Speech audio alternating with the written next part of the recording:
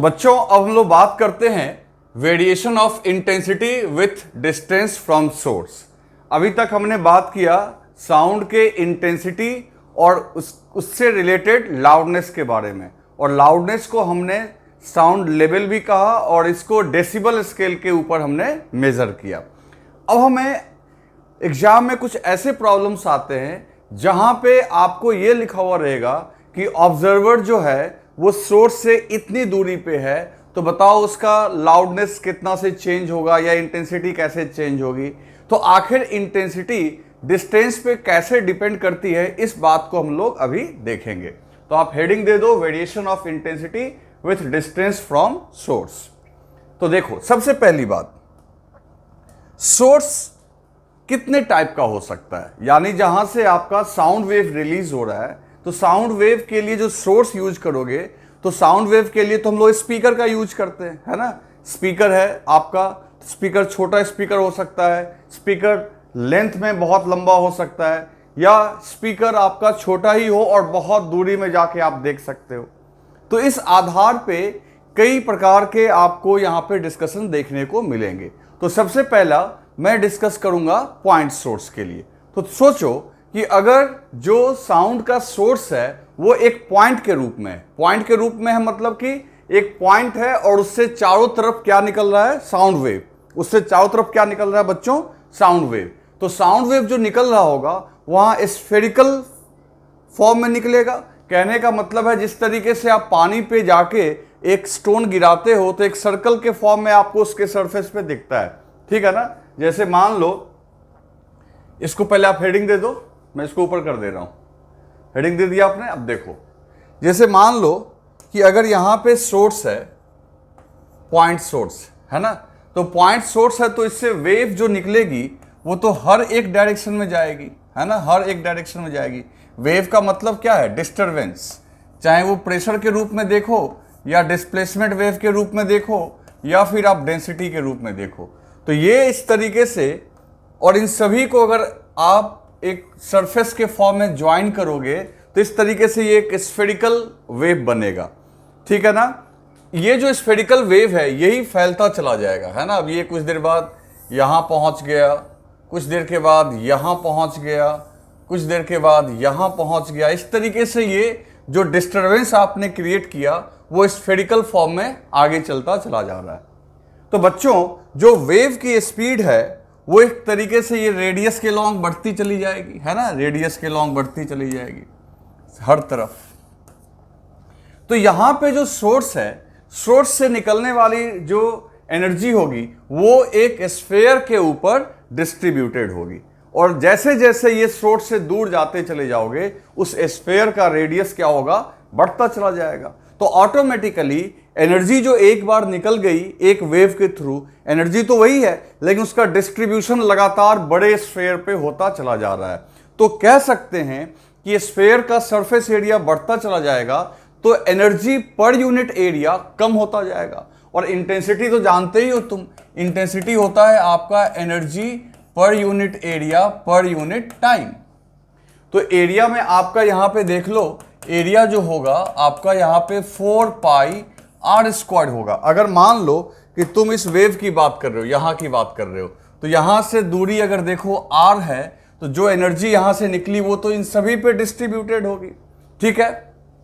और into T, energy by T को हम लोग पावर भी बोल सकते हैं, तो power upon 4 pi r square.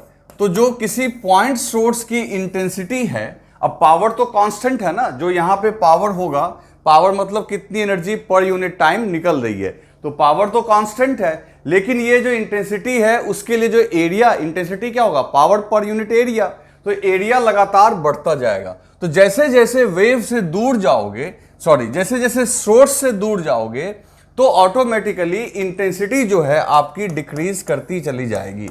Intensity जो है आपका 1 अपॉन आर स्क्वायर के प्रोपोर्शनल होगा, जहां आप कह सकते हो कि ये R जो है ये हो गया डिस्टेंस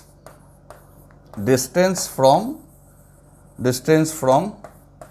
पॉइंट सोर्स, ठीक है। R क्या हो गया बच्चों, डिस्टेंस फ्रॉम पॉइंट सोर्स, और ये स्फेरिकल वेव है, स्फेरिकल वेव।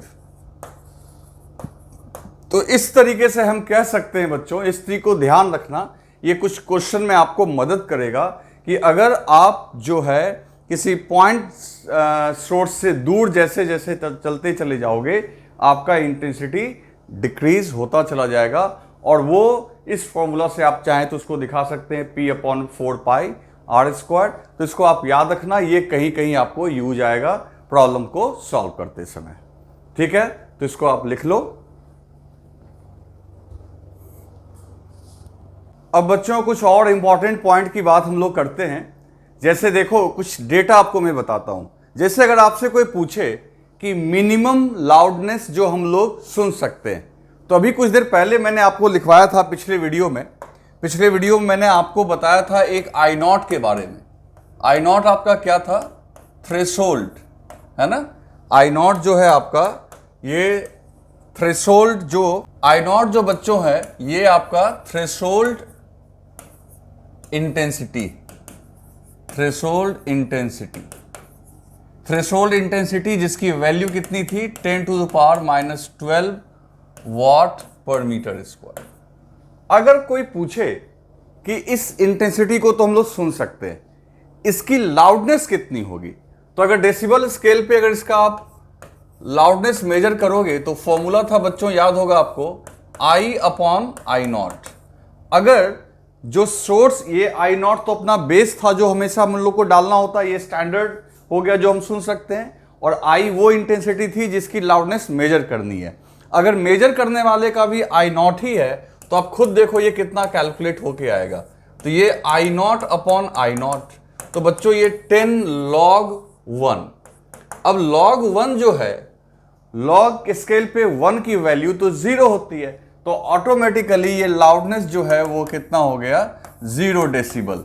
तो कोई तुमसे पूछे कि क्या 0 डेसिबल के साउंड को हम सुन सकते हैं, तो आपका जवाब होना चाहिए ऑफ कोर्स। सुनने में ये अजीब लगेगा, लेकिन जिसकी साउंड लेवल 0 डेसिबल है, वो भी समझो कि उसमें भी इंटेंसिटी है, इतनी इंटेंसिटी वहां पे है।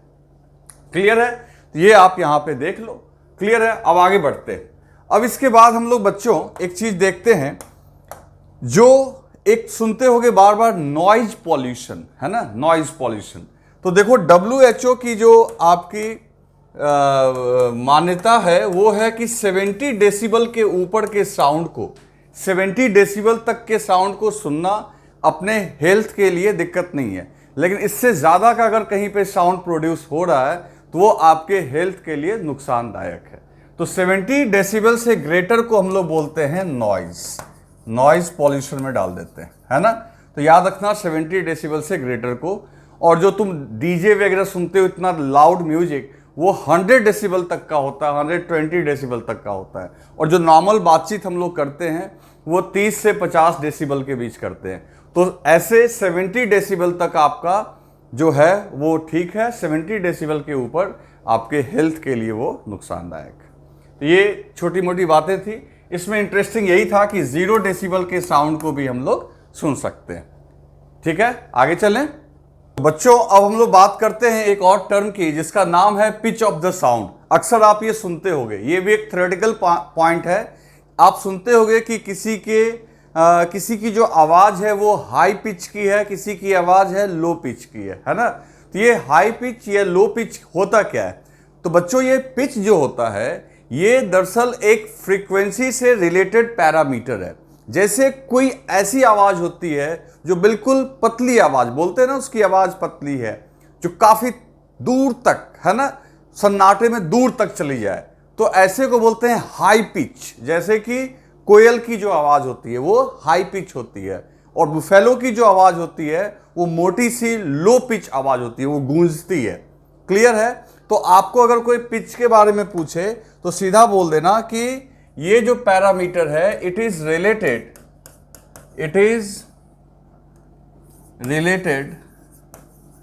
Related with frequency of sound.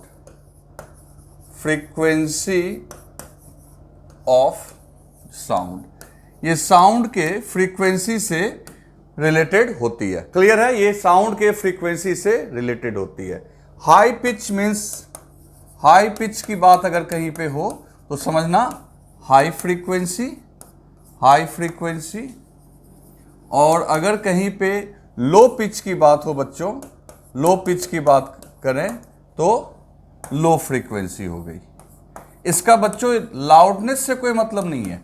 आप ये मत सोचना कि ये ज़्यादा पिच का मतलब बहुत ज़्यादा इंटेंसिटी, लाउडनेस का मतलब इंटेंसिटी के साथ है, और यहां मतलब बात हो रही है पिच की जो कि फ्रीक्वेंसी से रिलेटेड है।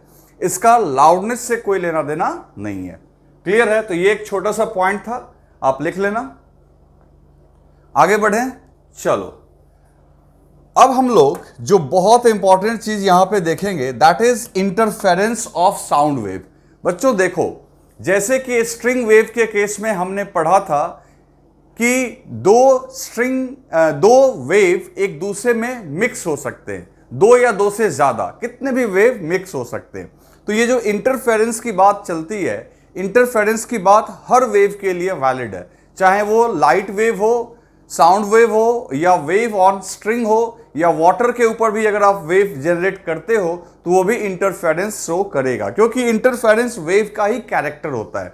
तो इसमें आपको यहां नया कुछ नहीं पढ़ना है, जो आपने स्ट्रिंग वेव में पढ़ा है एज इट इज यहां पे एप्लीकेबल है। बस यहां पे हम लोग क्या करेंगे कि यहां पे जो इंटरफेरेंस की बात कर रहे हैं हम लोग, वो बात करेंगे हम लोग किसके रिस्पेक्ट में, तो वो बात करेंगे हम लोग प्रेशर वेव के रिस्पेक्ट में। मैं बार बार बोल रहा हूं, प्रेशर वेव की बात हम लोग इसलिए कर रहे हैं क्योंकि हम लोग, हालांकि यहां डिस्प्लेसमेंट वेव के रिस्पेक्ट में भी इसको हम लोग दिखा सकते हैं, लेकिन प्रेशर वेव की बात हम लोग इसलिए कर रहे हैं क्योंकि प्रेशर वेव जो है आपका, ठीक है ना, प्रेशर वेव जो है वो आपका, हम लोग का जो ईयर है उसी को सेंस कर पाता है। तो हम लोग जो इक्वेशन लिखेंगे अभी इंटरफेरेंस के लिए वो प्रेशर वेव के फॉर्म में, हालांकि उसको डिस्प्लेसमेंट से भी दिखा सकते हैं। तो हेडिंग दे देते हैं हम लोग अपना यहां पे, interference of sound wave, interference of sound wave. ठीक है, तो सिंपल है। मान लो कि यहां पे दो स्पीकर्स लगे हुए हैं, ठीक है, इसमें ज्यादा डिटेल तो लिखना हम लोग तो ये इंटरफेरेंस होता क्या है, नहीं होता, ये सारी चीजें तो हम लोग स्ट्रिंग वेव में लिख ही चुके हैं, यहां बस एप्लीकेशन करना है। मान लो कि कहीं पे दो स्पीकर्स है ना, एक स्पीकर यहां लगा हुआ है और एक दूसरा स्पीकर आपका यहां पे, ठीक है, ये साउंड के स्पीकर्स है S1 और S2। कोई पॉइंट आपका P, ठीक है, पॉइंट P है, तो यहां से भी वेव जनरेट होके पहुंचेगी P के पास और यहां से भी पहुंचेगी। तो ये दोनों वेव जब P पे पहुंचेगी तो मान लो S1 ने जो वेव जनरेट किया उसका इक्वेशन है delta P1 equals to P naught, यहां पे मान लो इसका एम्पलीट्यूड है P1 sine omega t minus KX, ठीक है, और डेल्टा P2 जो आ रहा है आपका वो है P2, यानी दूसरा वेव का जो इक्वेशन मैं लिख रहा हूं sign omega t minus KX plus five. अब इस तरीके से मान लो यहां पे दो वेव इंटरफेयर कर रही है, तो जो डेल्टा P का मतलब चेंज इन प्रेशर है ना, और ये इसका एम्पलीट्यूड हो गया, ये दूसरे का एम्पलीट्यूड हो गया, तो आखिर यहां पे एक रिजल्टेंट वेव बनेगा। जो रिजल्टेंट वेव बनेगा दैट इज डेल्टा PR, तो उसका एम्पलीट्यूड को भी PR बोल दो और sign omega t minus KX, और मान लो एंगल जो उसका फेज कांस्टेंट आया वो है अल्फा। बच्चों कुछ भी फर्क नहीं है, अपने दिमाग में थोड़ा भी फर्क मत रखना। बस पहले हम लोग यहाँ A लिखते थे एम्पलीट्यूड डिस्प्लेसमेंट के फॉर्म में, उसको हम लोग किस फॉर्म में लिख रहे हैं, प्रेशर के फॉर्म में। फर्क यही है, फर्क इतना ही है और कोई फर्क नहीं है, ठीक है। तो अब आप याद करो मैंने क्या आपको टेक्निक सिखाई थी। हमने आपको बताया था कि इस तरीके से अगर दो वेव का इंटरफेरेंस निकालना हो तो पहले आप उसका रिजल्टेंट एम्पलीट्यूड निकालोगे। तो आपको इसमें मैंने फेजर डायग्राम सिखाया था कि आप दोनों एम्पलीट्यूड को, चाहे वो प्रेशर के रूप में ही क्यों ना हो, एक वेक्टर क्वांटिटी मान लो। जैसे कि हम लोग एक डायग्राम बनाएंगे हाइपोथेटिकली, मान लो P1 को हमने वेक्टर मान लिया और इसके और P2 के बीच में फेज डिफरेंस है फाई का, है ना। दोनों वेव में अगर देखें ये पूरा फेज कहलाता है, हमेशा से हम लोग जान रहे हैं, SHM से ही लगातार पढ़ते आ रहे हैं। तो इन दोनों के बीच में फेज डिफरेंस कितना है, फाई। ओके, तो दोनों वेक्टर के बीच में जो हाइपोथेटिकल हमने वेक्टर बना लिया है उसके बीच का ये एंगल के रूप में काम करेगा। अब वेक्टर तरीके से आप रिजल्टेंट निकाल लो, तो सीधी सी बात है, रिजल्टेंट एम्पलीट्यूड आएगा वो आपका आ जाएगा P1 का स्क्वायर प्लस P2 का square plus 2P1 P2 cos phi. ये आपका रिजल्टेंट एम्पलीट्यूड निकल के आ जाएगा। तो कुछ भी आपको नया सीखने की जरूरत यहां पे नहीं है। अब देखो ये रिजल्टेंट एम्पलीट्यूड आ गया। अब आपको ये भी कुछ देर पहले ही हमने पिछले वीडियो में बताया था कि जो आपका एम्पलीट्यूड है, ठीक है, प्रेशर एम्पलीट्यूड और इंटेंसिटी के बीच में मैंने आपको रिलेशन बताया था। हमने आपको बताया था कि इंटेंसिटी डायरेक्टली प्रोपोर्शनल होता है एम्पलीट्यूड के स्क्वायर के, ठीक है। तो यहाँ पे अगर हम लोग इसको लिखें, प्रॉपर कॉन्स्टेंट्स का अगर इस्तेमाल करें, तो आपको याद होगा ये स्ट्रिंग वेव में भी मैंने लिख के दिखाया था, रिजल्टेंट इंटेंसिटी जो वेव की होगी IR equals to I1 plus I2 plus 2 under root I1 into I2 into cos phi, ठीक है, जहां फाई क्या है बच्चों, फेज डिफरेंस। तो ये आपका रिजल्टेंट एम्पलीट्यूड के फॉर्म में हो गया, ठीक है, और ये हो गया आपका उसका रिजल्टेंट इंटेंसिटी। और रही बात ये एंगल अल्फा निकालने की, तो आप तो जानते हो दो वेक्टर का रिजल्टेंट उनके बीच में ही कहीं होता है, तो ये होगा PR और ये अल्फा भी आप बहुत आराम से निकाल सकते हो वेक्टर तरीके से। क्लियर है? तो इस तरीके से आपको कुछ नया सीखने की जरूरत यहाँ पे नहीं है। बस आपको इसको रिवाइज करने से पहले आप स्ट्रिंग वेव वाला इंटरफेरेंस रिवाइज कर लेना, और यही बच्चों सीधा सीधा एप्लीकेशन हो जाएगा आपका कहाँ पे, लाइट वेव के भी इंटरफेरेंस में। तो सब में चीजें सेम चलती हैं जैसा कि मैंने यहाँ पे लिखा है। तो रिजल्टेंट एम्पलीट्यूड भी निकल जाएगा और रिजल्टेंट इंटेंसिटी भी निकाल सकते हो। दोनों के फॉर्मूला में क्या डिफरेंस है, कैसे ये आया, तो दोनों तरफ स्क्वायर कर दो, तो PR स्क्वायर से IR बन जाएगा, P1 से I1, P2 से I2। क्लियर है? तो इसको राइट डाउन करो। कर लिया आपने? चलो अब आगे याद करो बच्चों, जैसे वहां पे आपका इंटरफेरेंस दो टाइप का होता था, है ना। इंटरफेरेंस तो ऐसे तो ढेर सारा हो सकता है, लेकिन इंटरफेरेंस को हम लोग कुछ पॉइंट पे कंस्ट्रक्टिव इंटरफेरेंस करवा रहे थे और कुछ पे डिस्ट्रक्टिव। कंस्ट्रक्टिव और डिस्ट्रक्टिव दो एक्सट्रीम कंडीशन हो गया कि मतलब एक जगह दोनों वेक्टर सेम डायरेक्शन में हो तो रिजल्टेंट मैक्सिमम होगा, और जब ये अपोजिट होंगे तो रिजल्टेंट मिनिमम होगा। तो वहीं से टर्म यहां पे आएगा मैक्सिमा और मिनिमा। जहां मैक्सिमा होगा साउंड के केस में वहां बहुत तेज आवाज सुनाई पड़ेगी, और जहां मिनिमा होगी बच्चों वहां पे निश्चित तौर पे आपको बहुत कम आवाज सुनाई पड़ेगी। तो इस तरीके से इंटरफेरेंस में दो कंडीशन ऑब्टेन हो सकते हैं, है ना। ऐसे बीच वाले भी ऐसा नहीं है कि सीधा मैक्सिमा मिनिमा के बीच में और कोई नहीं होगा, बीच में भी होगा। दो वेक्टर के बीच एंगल 0 डिग्री हुआ तब तो मैक्सिमम रिजल्टेंट आया, और 180 का आया तो मिनिमम, लेकिन बीच में 90 60 पे भी आएगा। तो खैर हम लोग को जो क्वेश्चन पूछा जाता है मैक्सिमम केस में आपको मैक्सिमा या मिनिमा को लेके ही पूछा जाएगा, इसलिए हम लोग उसको डिस्कस कर रहे हैं। तो conditions of interference, conditions of interference, अब देखो सीधी सी बात है। अब यहां पे इसको हम लोग दो पार्ट में डिवाइड कर लेते हैं। एक कर लेते हैं हम लोग कंस्ट्रक्टिव इंटरफेरेंस, और दूसरा हम लोग लिख लेते हैं यहां पे डिस्ट्रक्टिव इंटरफेरेंस,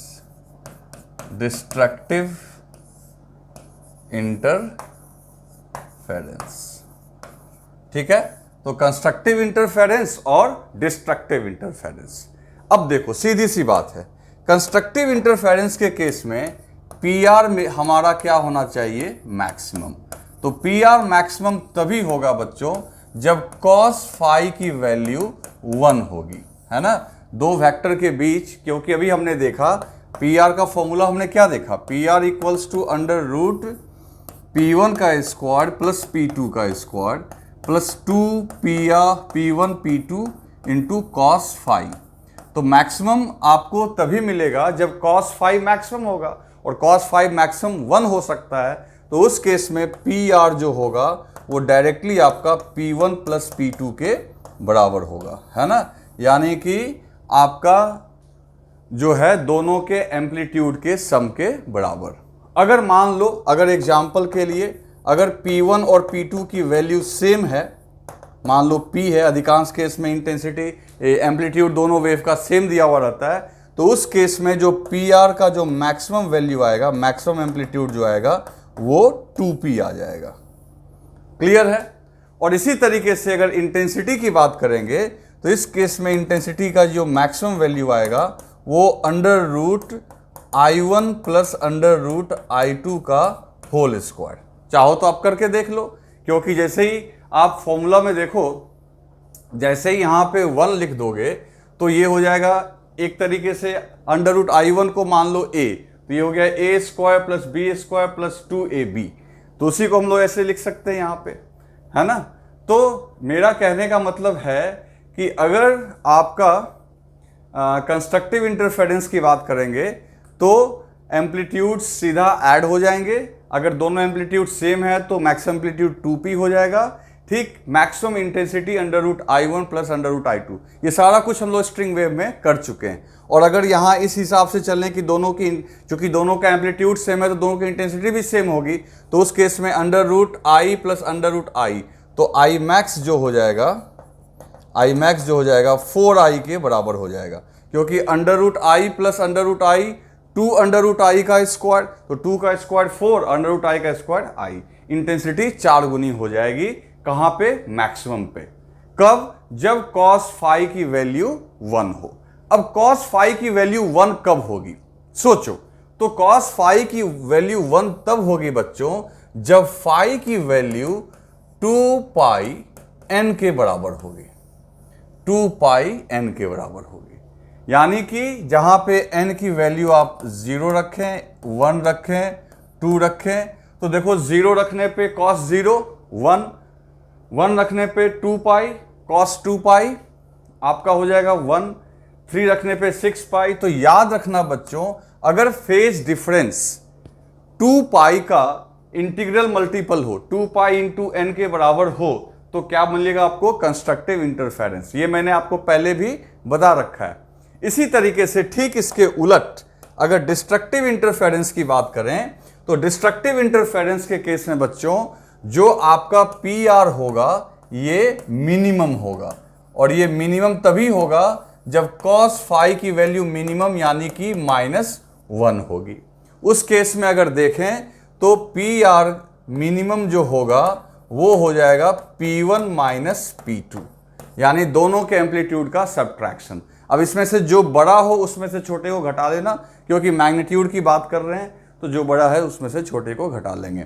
और अगर मान लो इस केस में अगर P1 और P2 बराबर हो, तब तो बच्चों यहाँ पे डिस्ट्रक्टिव के समय मिनिमम वैल्यू 0 हो जाएगी, मतलब कि कोई एकदम सन्नाटा हो जाएगा। अगर साउंड की बात कर रहे हो तो एम्पलीट्यूड आपका कंप्लीटली 0, मतलब आपको कोई आवाज सुनाई नहीं पड़ेगी। क्लियर है। और इसी तरीके से इंटेंसिटी की बात करेंगे तो इंटेंसिटी का मिनिमम वैल्यू हो जाएगा under root I1 minus under root I2 का होल स्क्वायर। वहां प्लस है, यहाँ माइनस है। और अगर दोनों का बराबर की बात करेंगे तो I मिनिमम तो सीधा 0 हो जाएगा, क्योंकि जब एम्पलीट्यूड ही 0 होगा तो इंटेंसिटी भी रिजल्टेंट 0 होगा।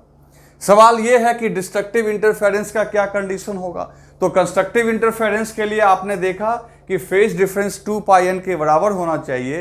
तो इसके लिए क्या कंडीशन यहां हम बना सकते हैं, हम लोग पहले भी डिस्कस कर चुके हैं बच्चों, ये n प्लस हाफ इंटू 2 पाई के बराबर होना चाहिए।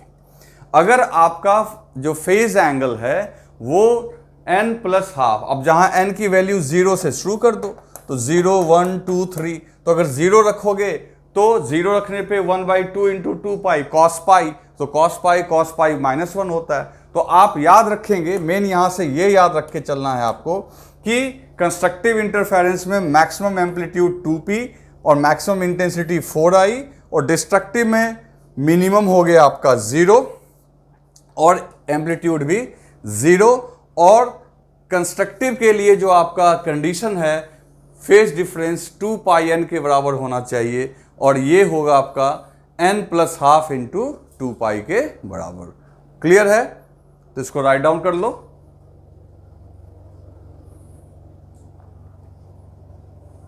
अब बच्चों जैसा कि देखो मैंने हेडिंग दिया है condition of path difference for interference. तो आपको मैंने स्ट्रिंग वेव में भी बताया था कि ज्यादातर जो कंडीशन आपका इंटरफेरेंस का बनेगा उसमें पाथ डिफरेंस का बहुत इंपॉर्टेंस है, क्योंकि जो इक्वेशन है, जैसे कि देखो आप equation P not sign omega t minus के एक्स, मान लो ये आपका इक्वेशन है, तो ये पूरा फेज है, और फेज में ये x का रोल बहुत ज्यादा है, और x क्या है, वो पाथ का लेंथ है। तो अगर ये x अलग अलग होगा तो ऑटोमेटिकली पूरे फेज में चेंज आएगा कि नहीं आएगा, यानी पूरे का फेज क्या होगा, अलग होगा। तो मान लो अगर किसी पॉइंट पे दो सोर्स से वेव पहुंचता है, हर एक चीज दोनों वेव का सेम है, बस ये अंतर हो कि दोनों वेव के द्वारा तय किया गया रास्ता अलग अलग हो, तो ऑटोमेटिकली दोनों के बीच में एक फेज डिफरेंस क्रिएट हो जाएगा। ठीक है, जो मैं आपको एक एग्जांपल से समझाता हूं। ये मैं क्यों बता रहा हूं, क्योंकि इस पे ढेर सारे क्वेश्चंस आते हैं, तो आपको थोड़ा केयरफुल रहना पड़ेगा। जैसे देखो, सीधी सी बात है, मान लो एक स्पीकर यहां पे, ठीक है, एक स्पीकर यहां पे एकदम आइडेंटिकल है, हर मामले में ये दोनों स्पीकर आइडेंटिकल है। इसने यहां से S1 ने भी वेव जनरेट किया, इसने जो वेव जनरेट किया सेम फ्रीक्वेंसी, सेम एम्पलीट्यूड, सब कुछ सही है, सेम है। इसका भी वही हाल है, इसने भी सेम जनरेट किया, बस दोनों की लोकेशन अलग है। और मान लो ये पॉइंट P, ठीक है, अब यहां से जो वेव पहुंचेगा, ये तो डायरेक्ट पहुंच गया इसके पास, तो मान लो इसने x डिस्टेंस ट्रेवल किया और यहां पहुंच गया, और यहां से जो वेव पहुंचेगी बच्चों, वो निश्चित तौर पे इससे अलग डिस्टेंस तय करेगी। तो मान लो इसने x plus delta x cover किया, तो दोनों के पाथ में डिफरेंस आ गया। तो बच्चों अगर पाथ में डिफरेंस आया तो पाथ डिफरेंस जो हुआ यहां पे अगर हम लोग लिखना चाहें तो पाथ डिफरेंस जो हुआ, पाथ डिफरेंस, ठीक है, पाथ डिफरेंस जो आया वो कितने का आया, डेल्टा x का, क्योंकि इसका पाथ है x और इसका है x प्लस डेल्टा x। और मान लो बाकी सारे पैरामीटर सेम है, जैसे कि इनिशियल फेज दोनों का सेम है, यहां पे जो जब वेव जनरेट हुआ था उस समय हर एक चीज तरीके से आइडेंटिकल है, same amplitude, same frequency, each and everything, बस यहां पहुंचने का रास्ता दोनों का अलग है, तो ऑटोमेटिकली पाथ डिफरेंस क्रिएट हो गया। और अगर पाथ डिफरेंस क्रिएट हुआ तो आपको मैंने अच्छे से समझाया हुआ है कि पाथ डिफरेंस से फेज डिफरेंस पैदा हो जाता है। तो फेज डिफरेंस कैसे निकालेंगे, तो इनके बीच का जो फेज डिफरेंस होगा, इनके बीच का जो फेज डिफरेंस होगा बच्चों, उसके लिए मैंने आपको फॉर्मूला बताया हुआ है k इंटू डेल्टा एक्स। के जहां पे क्या है, wave number 2 pi by lambda, और डेल्टा एक्स क्या हो गया, पाथ डिफरेंस। तो आपको पिछले चैप्टर में आपको मैंने बताया हुआ है कि k इंटू डेल्टा एक्स यानी फेज डिफरेंस से पाथ डिफरेंस से फेज डिफरेंस पैदा होता है। अब यहां पे सारा कुछ आपको बताया गया है स्ट्रिंग वेव में, यहां भी वही वैलिड है, यहां कुछ अलग थोड़ी है, सेम चीज चल रहा है यहां भी, ठीक है। अब यहां पे देख लो, तो अभी हमने देखा था कंस्ट्रक्टिव इंटरफेरेंस के लिए, है ना, फॉर कंस्ट्रक्टिव इंटरफेरेंस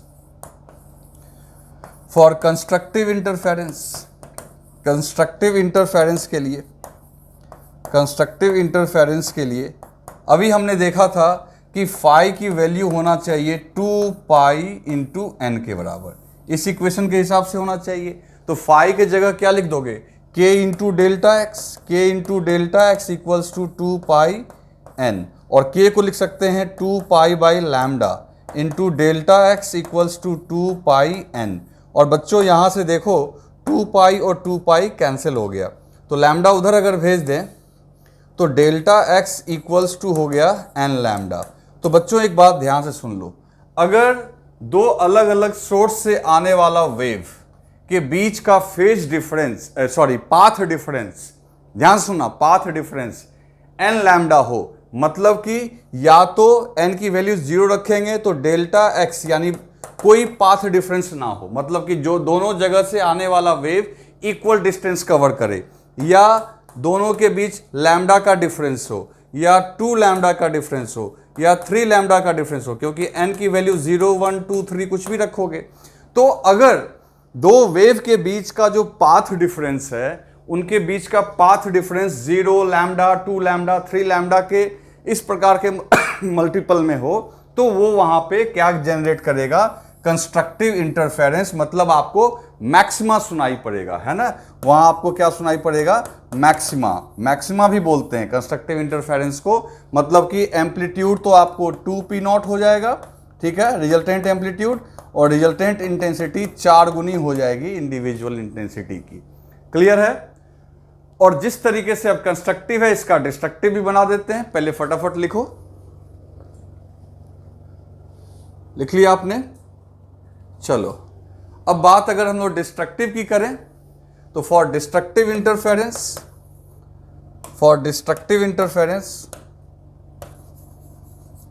डिस्ट्रक्टिव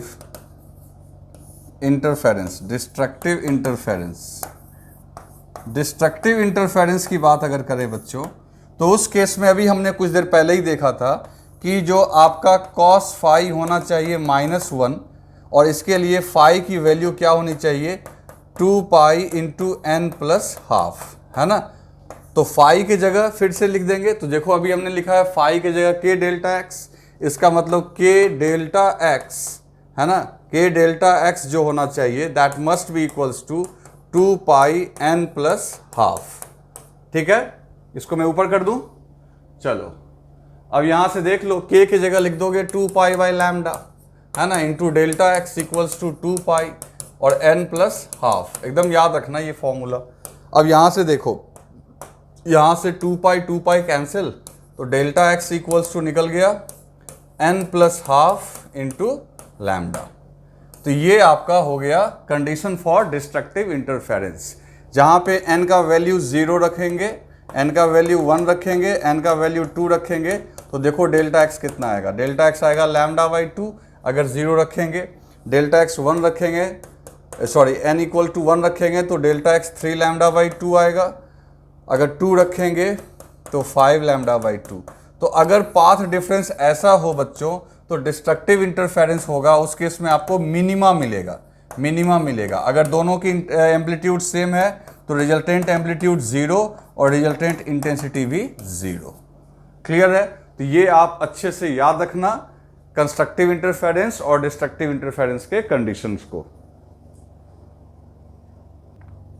तो बच्चों अब हम लोग बात करते हैं standing wave in case of sound wave. तो देखो यहां भी अपने को ज्यादा मेहनत नहीं करना होगा, क्योंकि हमने जो स्ट्रिंग वेव के लिए पढ़ा है वो एज इट इज यहां भी एप्लीकेबल होगा, ठीक है ना। तो सबसे पहली बात है standing wave in case of sound wave. तो स्टैंडिंग वेव के बारे में जो जो चीजें मैंने आपको स्ट्रिंग वेव के केस में बताई हैं, आप सभी यहां पे लगा सकते हो। कहने का मतलब है कि जब जो हमने सीखा, मैं एक बार याद दिला दूं पहले आपको, कि स्टैंडिंग वेव में आपका वेव के जो मीडियम के जो पार्टिकल होते हैं वो एनर्जी को एक जगह से दूसरे जगह पास ऑन नहीं करते हैं। सारे पार्टिकल्स डिफरेंट एम्पलीट्यूड्स के साथ वाइब्रेट करते हैं, ठीक है। जिन उनकी जो एम्पलीट्यूड है वो 2a से 0 के बीच में कहीं भी वैरी कर सकती है। कुछ पार्टिकल्स बिल्कुल वाइब्रेट नहीं करते हैं, जिनको हम लोग नोड्स कहते हैं, और कुछ पार्टिकल जो है वो मैक्सिमम एम्पलीट्यूड के साथ वाइब्रेट करते हैं, जिसको एंटी नोड करते हैं। दो नोड के बीच का डिस्टेंस लैम्डा 2 है, दो लगातार एंटी नोड के बीच का डिस्टेंस भी लैम्डा बाई 2 है, ठीक है, लैम्डा बाई 2। ओके, दो नोड्स के बीच के जो सारे पार्टिकल सेम फेज में वाइब्रेट करते हैं। ये सारी चीजें आपको मैंने स्टैंडिंग वेव में पहले भी बता रखी है, बस यहां पे हम लोग इसको यूज करना चाह रहे हैं साउंड वेव के केस में, लॉन्गिट्यूडनल वेव के केस में, ठीक है। बस और एक फर्क आएगा कि हम लोग वहां जो अपना डिस्कशन कर रहे थे उसमें पार्टिकल के डिस्प्लेसमेंट को कर रहे थे, यहां भी हम लोग पार्टिकल के डिस्प्लेसमेंट के फॉर्म में देख सकते हैं। लेकिन मैंने आपको पहले ही बताया कि हम लोगों का डिस्कशन मेन प्रेशर के रूप में ही, प्रेशर वेव के फॉर्म में ही चलता रहेगा, ठीक है। तो जैसे मान लो स्टैंडिंग वेव की क्या कंडीशन थी कि जब दो वेव हर मामले में आइडेंटिकल हो, मतलब सेम फ्रीक्वेंसी सेम एम्पलीट्यूड, बस दोनों के मोशन का डायरेक्शन क्या हो, अपोजिट, तो स्टैंडिंग वेव का फॉर्मेशन होता है। जैसे कि मान लो कि अगर एक इक्वेशन अपना डेल्टा P1 इक्वल्स टू हो, that is P not sign omega t minus के एक्स, ठीक है, और दूसरा वेव हो डेल्टा P2, एम्पलीट्यूड देखो दोनों का सेम है, डायरेक्शन मोशन का क्या है, अपोजिट है। अब इन दोनों को अगर इंटरफेयर करवावें, स्टैंडिंग वेव भी एक प्रकार का इंटरफेरेंस ही होता है, तो अगर नेट हम लोग देखें तो अगर इन दोनों को अगर आप ट्रिगोनोमेट्री से सॉल्व करोगे, जो कि मैंने आपको वहां पे करके दिखाया भी था, तो आपको ये आ जाएगा 2P नॉट, ठीक है, 2P नॉट कॉस के x into sine omega T, ये इक्वेशन निकल के आ गया। तो ये आपका स्टैंडिंग वेव का इक्वेशन है, जैसा कि आप पहले से भी जानते हो, ठीक है। एंटी नोड्स के पोजीशन के लिए आपको कॉस के एक्स क्या होना चाहिए, मॉड ऑफ कॉस के एक्स, मॉड ऑफ कॉस के एक्स आपका अगर 1 है तो वहां पे क्या बनेगा, प्रेशर एंटी नोड्स, है ना, मतलब प्रेशर का वेरिएशन मैक्सिमम होगा कितना, 2P नॉट। और अगर मॉड ऑफ कॉस के एक्स, है ना, 0 हो, अगर ये 0 हो तो वहां प्रेशर नोड्स बनेंगे, प्रेशर नोड्स।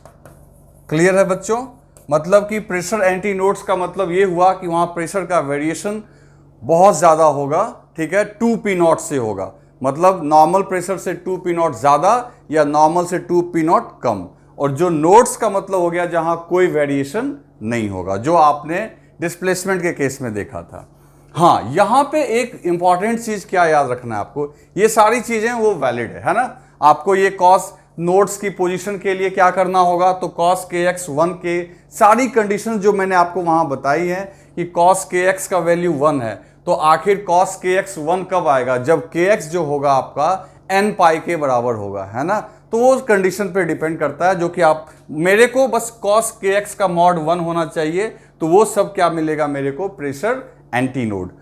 इस इक्वेशन के हिसाब से अलग अलग इक्वेशन में तो ये कंडीशन चेंज होता है, जो कि आपको मैंने काफी डिटेल में स्ट्रिंग वेव के स्टैंडिंग वेव के समय बता रखा है, ठीक है।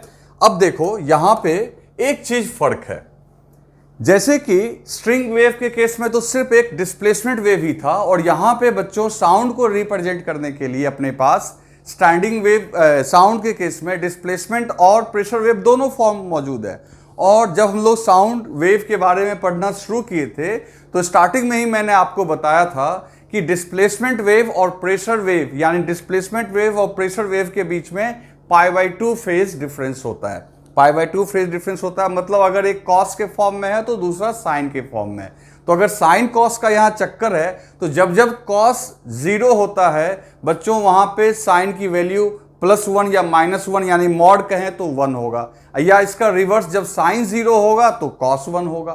तो इसका मतलब है कि ये इस केस में, साउंड के केस में याद रखना है कि जो जो लोकेशन प्रेशर के हिसाब से एंटी नोड होगा, यानी एंटी नोड मतलब जहां प्रेशर का वेरिएशन सबसे ज्यादा होगा, वहां डिस्प्लेसमेंट सबसे कम होगा। ये लॉजिकल बात भी है। मॉलिक्यूल को अगर घूमने का बहुत स्पेस फ्री है, तो इसका मतलब वहां प्रेशर में कोई खास वेरिएशन नहीं होगा। प्रेशर तो तब ज्यादा चेंज होता है जब वॉल्यूम कम हो, मोशन ना के बराबर हो। तो एक बात जो मैं यहां बहुत इंपॉर्टेंट लिखने जा रहा हूं, जो आप हमेशा अपने दिमाग में सेट रखेंगे, कि we have to noted that, अपने को ये नोट कर लेना चाहिए, noted that at positions of pressure node there will be displacement anti node, यानी जहां प्रेशर के हिसाब से नोड बनना चाहिए वहां डिस्प्लेसमेंट के हिसाब से anti node, and vice versa, इसका उल्टा भी, and at pressure antinode,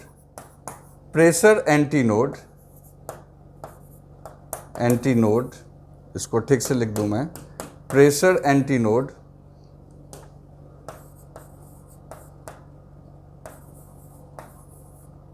there will be displacement node। ये बात आप अच्छे से याद रखना बच्चों, इसको अलग से लिख भी लेना कि प्रेशर नोड के जगह पे डिस्प्लेसमेंट का एंटी नोड बनेगा और जहां प्रेशर का एंटी नोड होगा वहां डिस्प्लेसमेंट का नोड बनेगा। और बाकी स्टैंडिंग वेव की जो चीजें, जो भी फैक्ट आपने स्ट्रिंग के केस में पढ़ा है एज इट इज यहां पे लगा देना है। साइन वहां पे मैंने आपको बताया था टी और एक्स अलग हो जाता है तो स्टैंडिंग वेव बनता है और कंडीशंस हैं और ढेर सारे इक्वेशंस हो सकते हैं जो इक्वेशन मैंने वहां भी आपको बताया था। ठीक है, तो इसको राइट डाउन करो।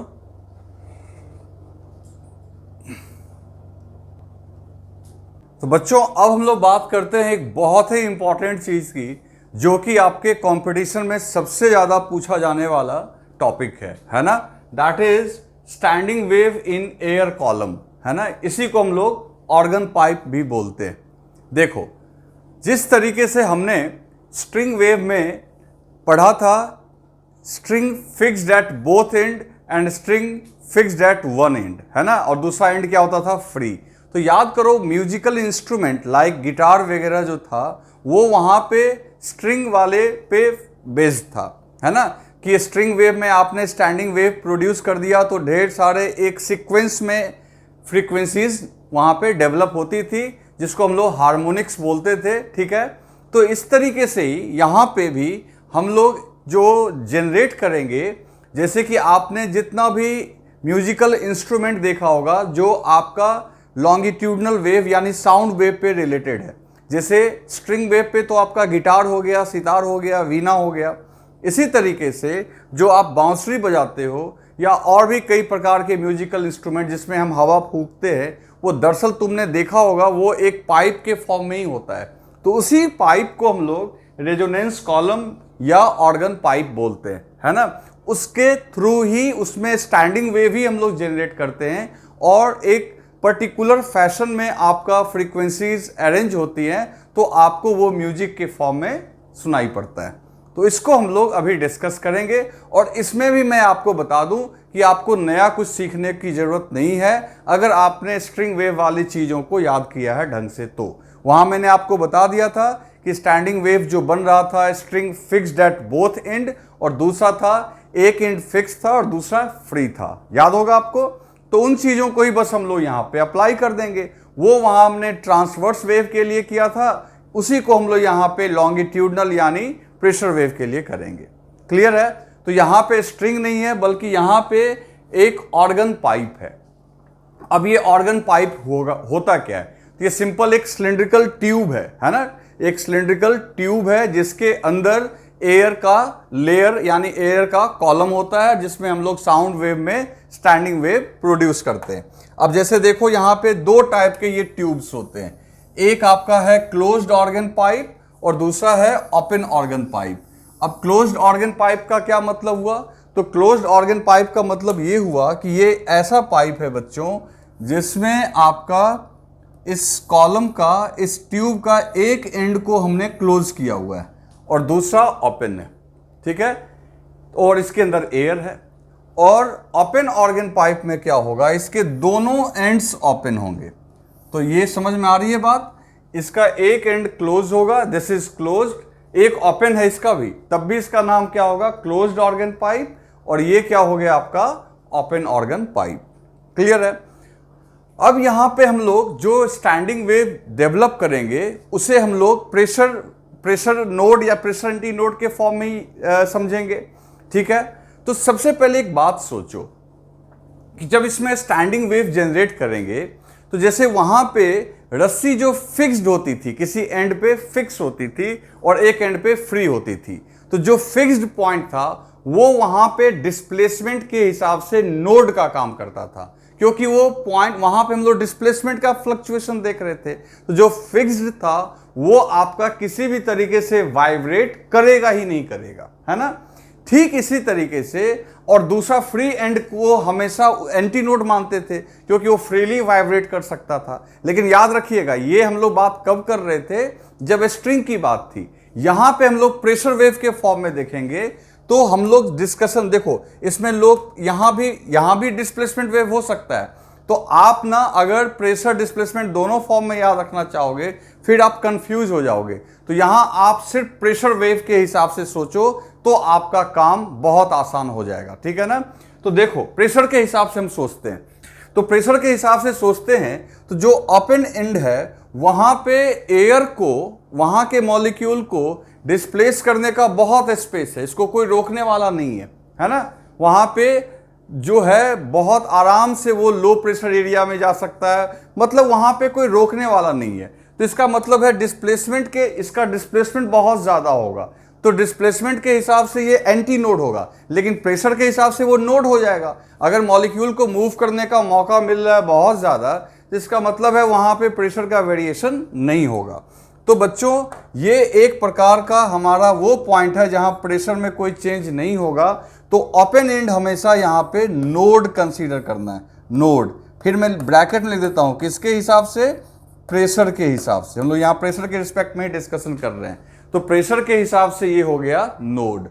और जो क्लोज्ड एंड होगा, अब जहां दीवार है तो मॉलिक्यूल को जाने का रास्ता नहीं है, तो ऑटोमेटिकली वहां प्रेशर क्या होगा, बहुत ज्यादा। तो प्रेशर के हिसाब से ये होगा रिजिड वॉल जो हो गया, ये एंटी नोड हो गया, ये एंटी नोड हो गया।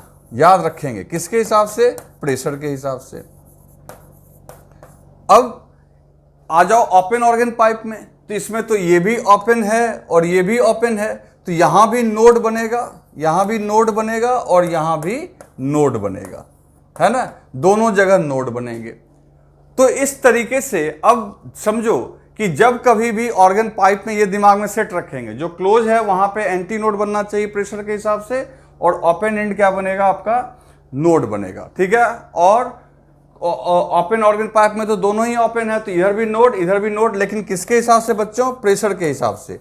प्रेशर के हिसाब से नोड क्यों बना, क्योंकि यहां पे प्रेशर का वेरिएशन नहीं होगा, क्योंकि मॉलिक्यूल को मूव करने के लिए वहां कोई रोकने वाला नहीं है, और यहां पे रोकने वाला है, इसलिए वहां प्रेशर आपका मैक्सिमम वेरिएशन होगा।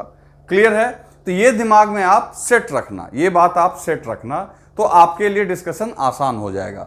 तो स्ट्रिंग के केस में हम लोग डिस्प्लेसमेंट के हिसाब से नोड एंटी नोड डिसाइड करते हैं, साउंड के केस में हम लोग प्रेशर के हिसाब से डिसाइड करते हैं। और अभी ये भी समझो कि ये जो नोड बनाया मैंने, ये पाइप के ठीक लास्ट में बनाया। तो बच्चों एक बात समझो, ये अभी हम लोग एक चीज लिखेंगे जिसको बोलते हैं एंड करेक्शन। एंड करेक्शन ये होता है कि ये जो आपका नोड जो बन रहा है यहाँ पे ओपन एंड पे, देख रहे हो ना, यहाँ भी ये ओपन एंड है तो नोड बन गया, यहाँ भी ये नोड बना। ये नोड ठीक वहीं पे नहीं बनता है, बल्कि उससे स्लाइटली थोड़ा बाहर बनता है, तो हम लोग उसको एंड करेक्शन में उस लेंथ को भी ऐड करेंगे, जो भी मैं बताता हूं। तो पहले आप इसको लिख लो और हम लोग स्टार्ट करते हैं क्लोज्ड ऑर्गन पाइप से। अब बच्चों बात करते हैं हम लोग क्लोज्ड ऑर्गन पाइप की। अब देखो, अब आपको मैं एक ट्रिक बताऊंगा, इससे आपको एक्स्ट्रा कुछ नहीं पढ़ना है, जो आपने स्ट्रिंग के केस में पढ़ लिया एज इट इज यहां पे लगा देना है। जैसे देखो, ये इसका ओपन एंड है और ये क्लोज्ड है, तो ओपन पे तो आपको क्या बना देना है, यहां पे आपको बनाना है नोड। याद रखेंगे यहां पे क्या बनाएंगे हम लोग, नोड, है ना, प्रेशर के हिसाब से। और ये क्या बनेगा आपका, एंटी नोड, एंटी नोड। अब याद करो स्ट्रिंग वेव के लिए, स्ट्रिंग वेव में आपको याद करना होगा, स्ट्रिंग वेव में जो हम लोग एक कंडीशन पढ़े थे जिसमें एक एंड आपका रस्सी का फिक्स था, ये फिक्स्ड एंड था, ये फिक्स्ड था, और ये क्या था, ओपन, ठीक है, ये था आपका ओपन। तो वहां जो फिक्स्ड होता था रस्सी का पार्ट, वो कहलाता था आपका नोड, और ये होता था आपका एंटी नोड, ओपन वाला ये होता था एंटी नोड। ओपन लिखने से आप कंफ्यूज कर जाओगे, इसको मैं फ्री एंड लिख देता हूं, ये फ्री था, है ना, फ्री एंड, फ्री एंड, ये हो गया था एंटी नोड, एंटी नोड। तो अब यही तो चीज यहां भी है, यहां ये प्रेशर के हिसाब से नोड है, प्रेशर के हिसाब से नोड है, और ये प्रेशर के हिसाब से एंटी नोड है। तो देखो आपका ये जो ओपन ऑर्गन पाइप है, ये string fixed at one and से बिल्कुल मैच कर रहा है कि नहीं कर रहा है। जैसे वहां पे याद करो सबसे फंडामेंटल, सबसे कम फ्रीक्वेंसी, जो फंडामेंटल फ्रीक्वेंसी के समय जब ये वाइब्रेट कर रहा था, तो ये इस फैशन में वाइब्रेट कर रहा था, है ना, कि कि यहाँ नोड और यहाँ एंटी नोड, ठीक है। तो यही चीज तो यहाँ भी लागू है ना। तो यहाँ पे आपका एक तरीके से अगर मैं इसी डायग्राम को यहाँ रिजेंबल कर दूं, आप ये मत समझना कि इसके अंदर हमने कोई रस्सी डाल दी है, आपको बस मैं ये समझाने के लिए ऐसे बना दिया कि अगर ये स्ट्रिंग इससे अगर कंपेयर करें तो ये बिल्कुल इस तरीके से मैच होगा। तो इसका मतलब जो यहाँ आपने पढ़ा वो यहाँ पे अप्लाई कर देना है। तो यहाँ आपको मैंने क्या पढ़ाया था, याद करो। यहाँ हमने आपको बताया था क्लोज और ये string fixed at one and में बताया था कि जो फ्रीक्वेंसी का फॉर्मूला होता है बच्चों, याद करो, n+12 into we upon 2l, यही फॉर्मूला बताया था ना आपको। तो एज इट इज यहां पे वो अप्लाई कर देना है। बस यहां पे ध्यान रखना है कि यहां जो l है ये इस पाइप की लेंथ है। क्लियर।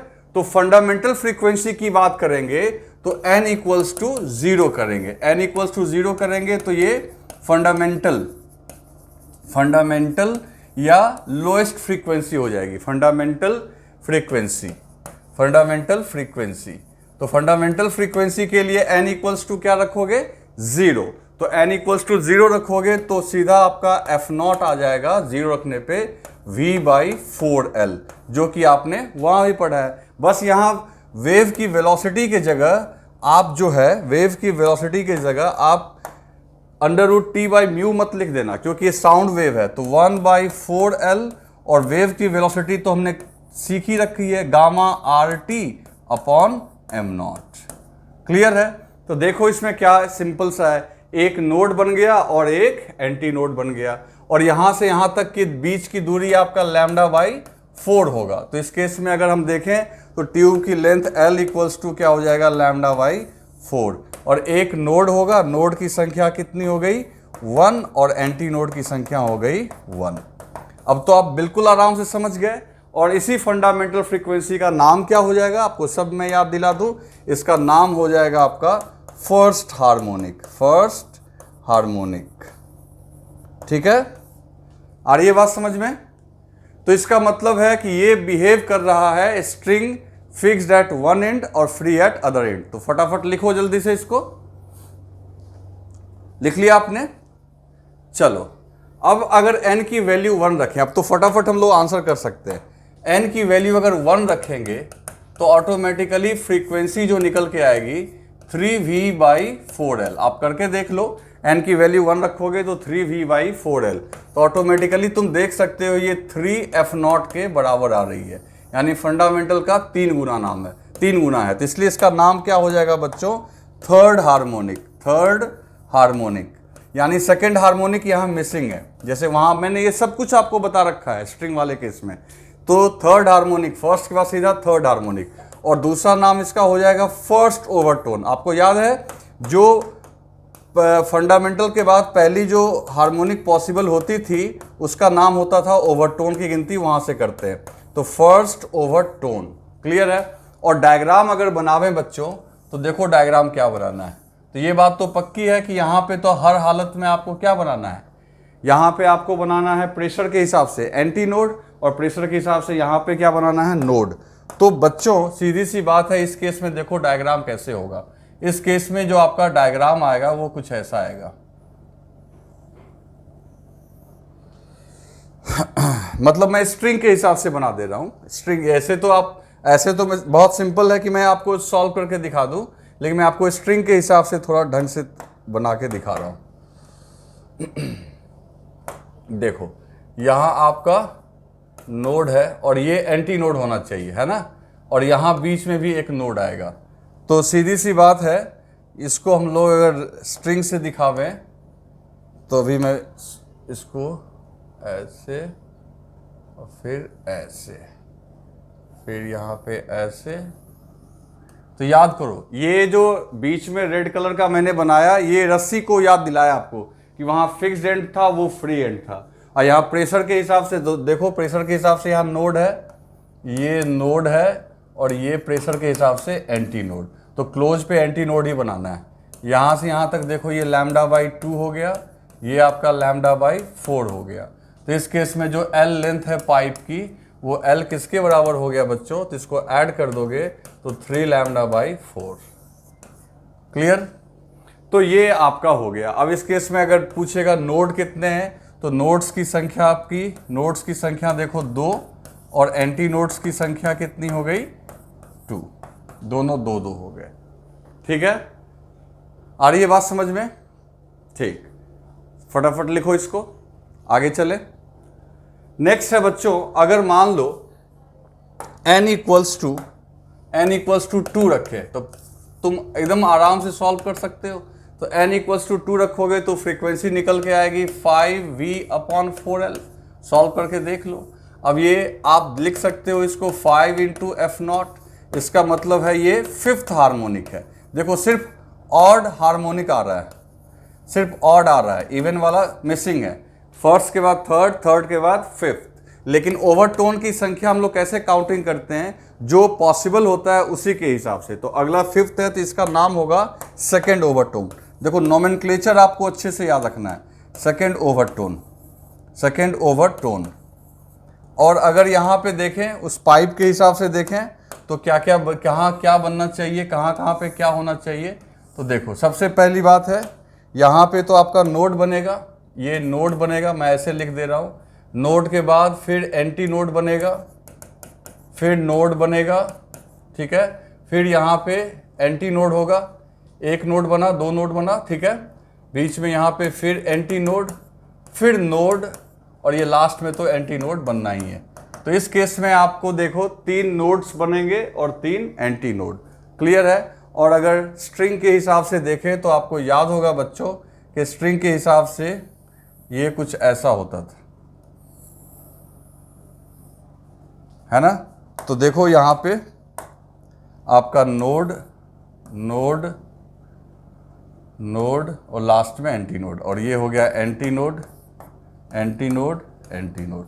तो वहाँ से अगर रिलेट करें तो नोड्स की संख्या, नोड्स की संख्या हो गई 3, एंटी नोड्स की संख्या भी हो गई 3। तो आप कुछ नहीं, आप एक ही चीज़ याद रखो ना कि वहाँ का स्ट्रिंग जो है वो फिक्स्ड एट वन एंड, यहाँ का क्लोज ऑर्गन पाइप के इक्विवेलेंट है। दोनों में सेम चीज़ लगा दिया करो। और वहाँ का string fixed at both and, यहाँ का ओपन ऑर्गन पाइप जो दोनों खुला हुआ है। ठीक है, तो पहले इसको राइट डाउन कर लो।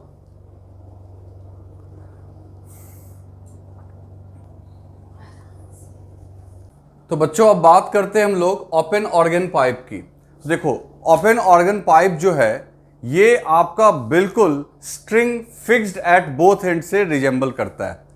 क्योंकि यहां पे देखो, पहले आपको मैं वो याद दिला दूं, string fixed at both and में ये वाला एंड भी रिजिड वॉल से फिक्स था और ये भी फिक्स था। तो ये भी आपका वाइब्रेट नहीं कर सकता है, ये भी वाइब्रेट नहीं कर सकता है। तो वहां पे ये भी नोड का काम कर रहा था, ये भी नोड का काम कर रहा था। बीच में एंटी नोड्स हो सकते हैं, नोड्स भी हो सकते हैं, एंटी नोड, लेकिन ये फिक्स था कि यहाँ पे नोड और यहाँ पे भी नोड। ठीक इसी तरीके से यहाँ पे देखो, यहाँ भी ओपन ऑर्गन पाइप में यहाँ पे एयर मॉलिक्यूल को इन्वायरमेंट में जाने का पूरा फ्री स्पेस है।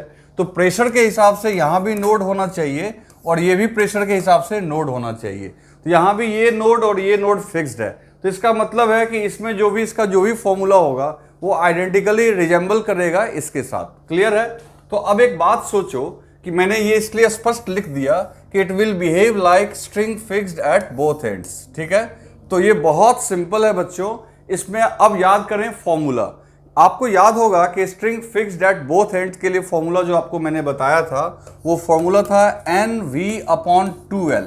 आपको याद होगा कि इसमें जो फ्रीक्वेंसीज डेवलप की जा सकती है उनका फॉर्मूला है NV/2L।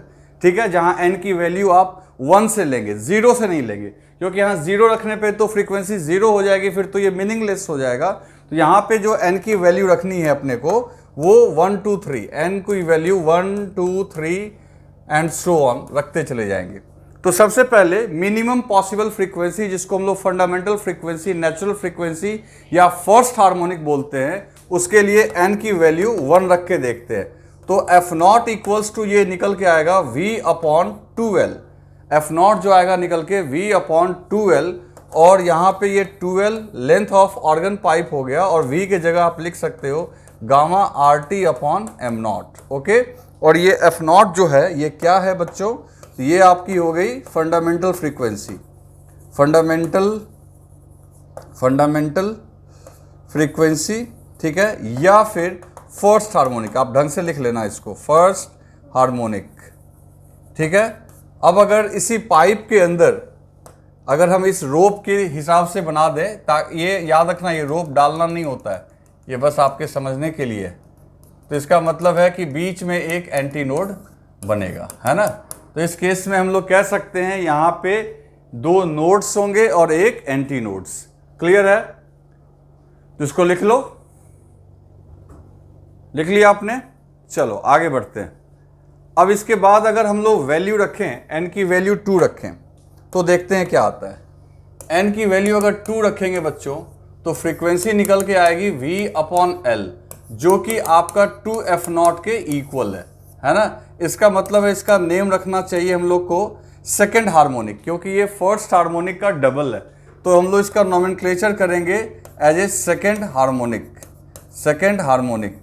या फिर हम लोग को पता है कि जब हम लोग काउंटिंग करते हैं ओवरटोन की, तो नेक्स्ट पॉसिबल हार्मोनिक को ही ओवरटोन बोलते हैं, तो इसको हम लोग क्या बोल सकते हैं, फर्स्ट ओवरटोन, ठीक है।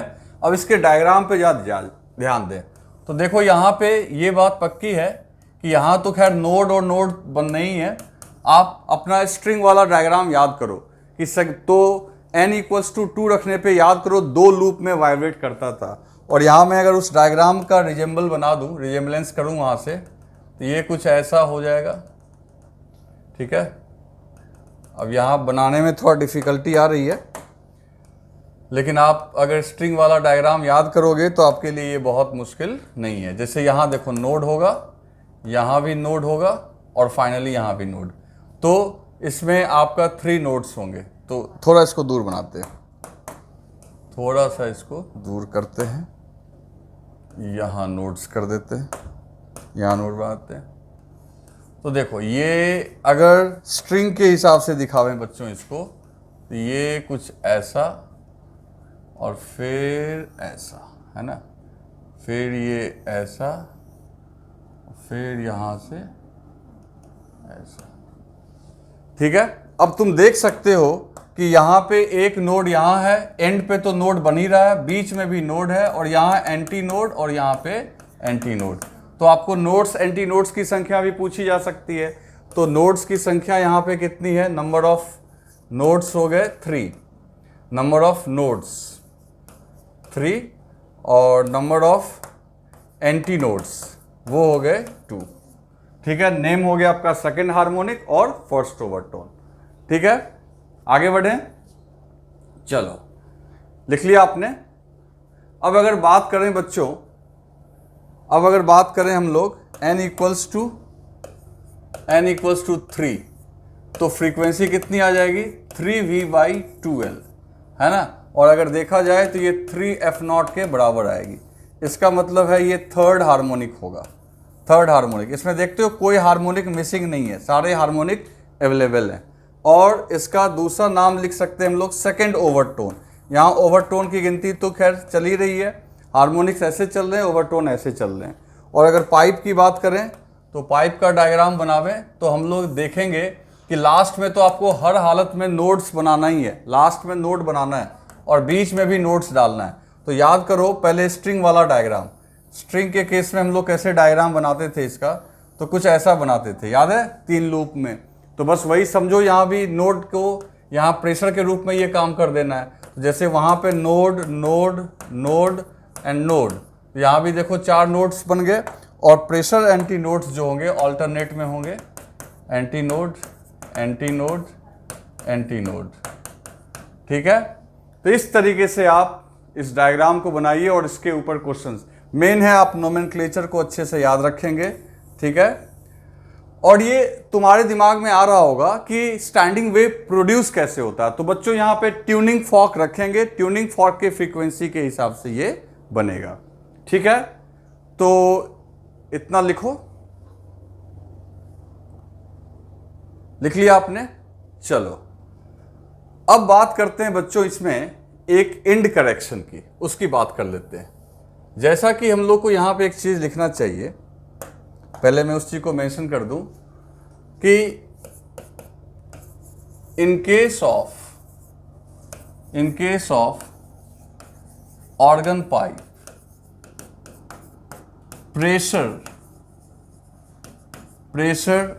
node is formed slightly outside the open end. So we have to consider this distance as end correction. इस डिस्टेंस को हम लोग को एंड करेक्शन की तरह देखना चाहिए। तो देखो कहने का मतलब क्या है, जैसे मेरा कहने का मतलब ये है कि मान लो ये आपका ऑर्गन पाइप है, तो बच्चों यहाँ तो प्रेशर के हिसाब से एंटी नोड ही बनना है, और यहाँ प्रेशर के हिसाब से ठीक आपका ओपन एंड जहाँ पे ये एंड समाप्त होता है वहाँ पे ही हम लोग मान के चलते हैं कि नोड बनेगा। लेकिन नोड ऐसा नहीं है, नोड स्लाइटली बाहर बनता है। तो ये जो डिस्टेंस एक्स्ट्रा डिस्टेंस है, ठीक है ना, इसको आपको ऐड करना है, ये एक्स्ट्रा डिस्टेंस को आपको ऐड करना है। तो मान लो ये लेंथ इसकी L है, तो दरअसल फॉर्मूला जो हम लोग लिखते हैं इसके लिए, जैसे इसके लिए हम लोग क्या फॉर्मूला लिखेंगे, तो इस केस में फॉर्मूला लिखते हैं हम लोग n plus half upon v/2L। तो v/2 और L प्लस x लिखेंगे, है ना। तो ये x जो है ये एंड करेक्शन है। ये जरूरी नहीं है कि आप हमेशा कंसीडर कीजिए, ऐसा अगर प्रॉब्लम में लिखा हुआ रहे, वो x दिया हुआ रहेगा, ठीक है, तब आप कंसीडर करेंगे, अदरवाइज कंसीडर नहीं करेंगे। अगर ओपन ऑर्गन पाइप की बात करें तो यहाँ चूंकि दोनों तरफ ही नोड्स बनने हैं, दोनों तरफ आपको एंड करेक्शन करना पड़ेगा। तो यहाँ पे जो L होगा, यहाँ पे जो फॉर्मूला लिखेंगे NV/2L प्लस 2x, है ना। इसके फॉर्मूला में जैसे NV/2L फॉर्मूला होगा, यहाँ पे 2x ऐड करेंगे, क्योंकि यहाँ पे जो नोड बनेगा, यहाँ भी नोड बनेगा, यहाँ भी नोड बनेगा, और वो दोनों नोड्स जो बनेंगे, इधर भी x डिस्टेंस और इधर भी x डिस्टेंस। क्लियर है, आ रही है बात समझ में, ठीक है। लेकिन ये तभी कंसीडर करना है जब आपको क्वेश्चन में दिया हुआ रहे। नॉर्मली बच्चों एक चीज यहाँ पे एक डाटा याद रखना जो अधिकांश जगह होता है, ये जो x होता है ना एंड करेक्शन, यहां जैसे एक एंड पे करना है, ये 0.6 r के बराबर होता है जनरली। ऐसे जरूरी नहीं है कि यही आपको फॉलो करना है, ये वेरी भी कर सकता है। 0.6 r, जहां पे r क्या, where r is radius of cylinder, क्योंकि ये जो एयर कॉलम है एक प्रकार का सिलेंडर ही तो है, तो r आपका उसका रेडियस हो गया, ठीक है। तो इतना बात याद रखना, फिर हम लोग नेक्स्ट वीडियो में देखते हैं।